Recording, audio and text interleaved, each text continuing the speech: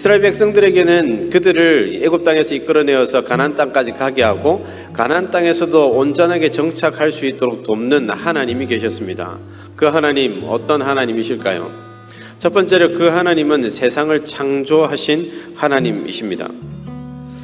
그들이 생각할 때 그들이 생각하는 신은 사람들이 조각해 만들 수 있는 것, 그것이었습니다.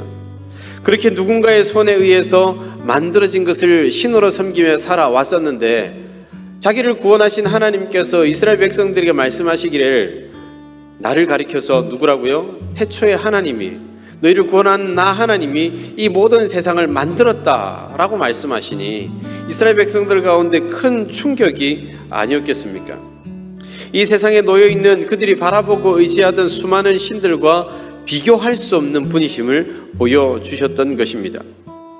그래서 막연하게 그 땅을 향하여 나아가고 있는 그들에게 하나님께서 함께 하신다, 특별히 세상을 만드신 하나님께서 너희의 하나님이다, 너희가 붙들고 나아가는 신은 애굽에서 만났던 손으로 깎아 만든 아무런 능력이 없던 신이 아니라 진짜 참 하나님이다 라고 하는 사실을 이 백성들에게 가르쳐 주실 필요가 있었기에 하나님께서는 이 백성들을 향해서 외치실 때에 가장 먼저 내가 바로 세상을 만든 하나님이다 라는 사실을 보여주셨던 것입니다.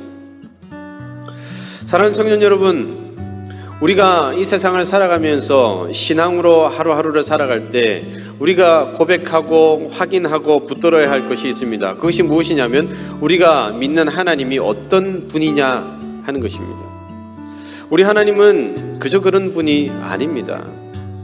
우리의 모든 것을 만드신 분이실 뿐만 아니라 우리가 살아가는 모든 삶 가운데 그 모든 놓여져 있는 것들까지도 하나님의 손을 거치지 않고 만들어진 것이 하나도 없다는 것입니다. 우리가 그 사실을 믿고 그 사실을 깨닫고 살아간다면 그렇지 못한 삶을 살아가는 사람들과 생활 태도가 다를 수밖에 없습니다. 우리에게는 하나님이 계시기에 그 하나님 때문에 우리 현실에 처하게 되는 아픈 상황도 우리는 절망하지 않고 이겨낼 수 있음을 믿습니다. 바라기는 이 믿음으로 하나님 바라보는 우리들 되기를 간절히 소망합니다.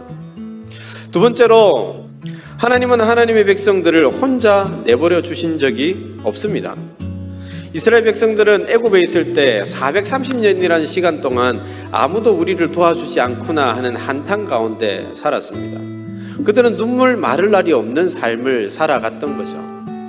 너무 힘겹게 바쁘게 살아가다 보니 미래가 없이 그저 하루하루 죽지 못해서 사는 인생이었을 뿐입니다. 그들이 끊임없이 하나님 앞에 부르짖습니다. 하나님, 우리의 어려움을 돌아보아 주지 않으십니까? 왜 하나님 가만히 계십니까? 그런데 그렇게 애굽 땅을 지나왔던 이스라엘 백성들, 시내산에서 처음 만나 그들에게 하나님 말씀으로 다가가서 말씀해 주시는 것이 이것입니다. 아니다, 너희들 그곳에서 어렵고 죽지 못해 사는 삶인 것 같았지만 내가 너와 함께 하였다.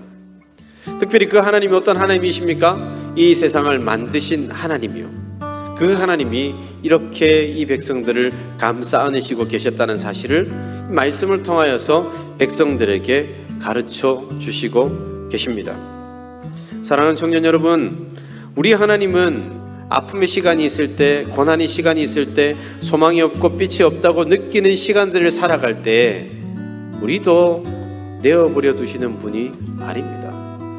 그런데 우리가 우리의 아픔에 너무나도 집중한 나머지 우리 곁에서 일하시는 하나님을 보지 못할 때가 많이 있습니다. 세상살이라는 현실의 벽에 부딪히고 내 아픔에 부딪혀서, 내 벽에 부딪혀서 내 옆에 계시고 내 뒤에 계신 하나님을 보지 못합니다.